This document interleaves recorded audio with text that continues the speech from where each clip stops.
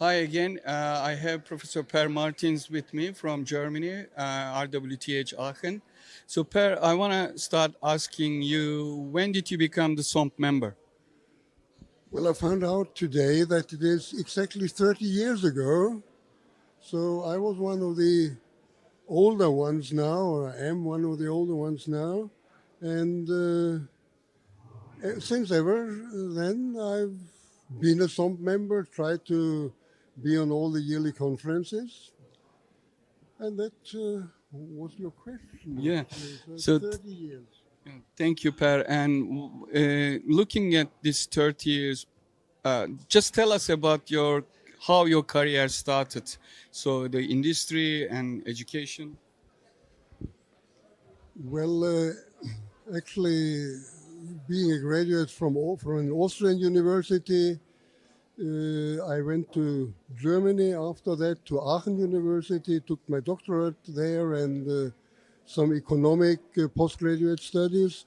And then I joined the German mining industry for 4 years for a company with mines abroad in Brazil, in Liberia, and other places. And then I went into the German hard coal mining industry for about 10 or 12 years.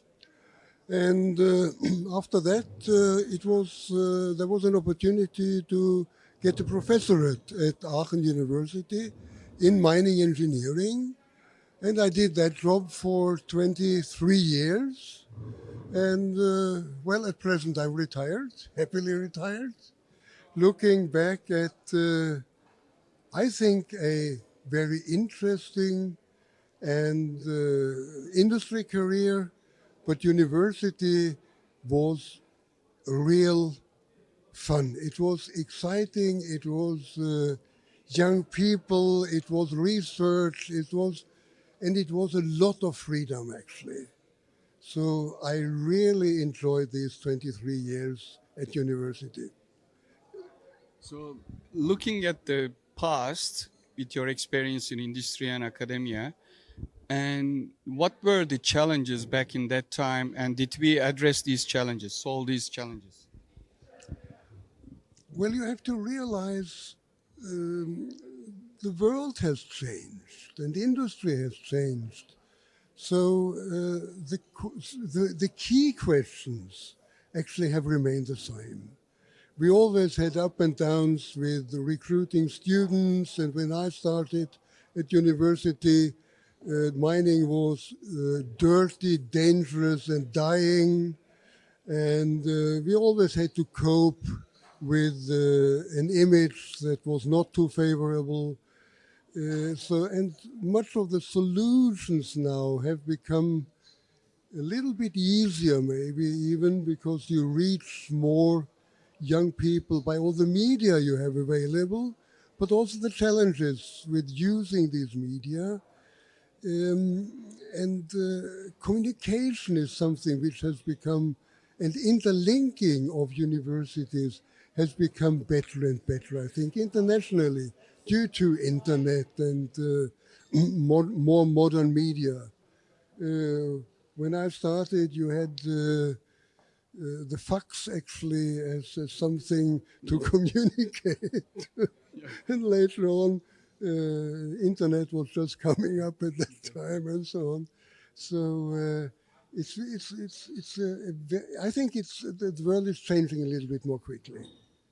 But already at my time, we picked up questions of sustainability, and all these things have developed over the years. Thanks to you as well, who is one of the leading people now in education, in university. And it's very, very interesting to follow the younger generation in mining. So you have to realize I'm one of the really old ones together with a few other ones here. And it's really, really interesting to see how SOMP has developed and how it has become international, how it really has become an international network for education and research in mining. So finally, what do you think about the future? What do you expect from future in mining industry as well as the education, mining education?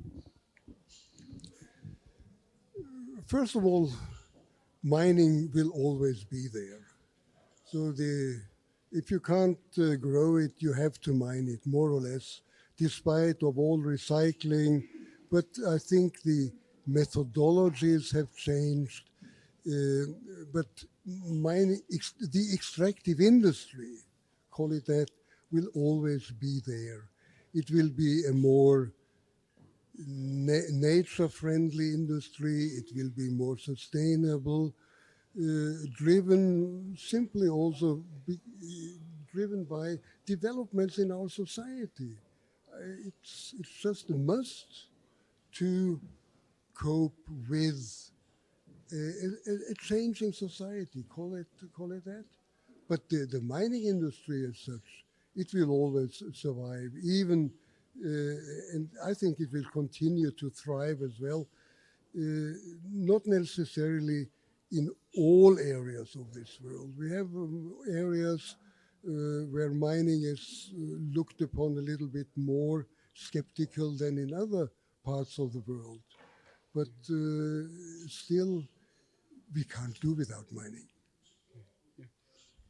Thank you very much. Very Thank good to you. see you again, and hoping to Same- see you in Sydney next year. Well, Thank you. So do I. Thank you very much. Thank you. Thank you, everyone. Thanks.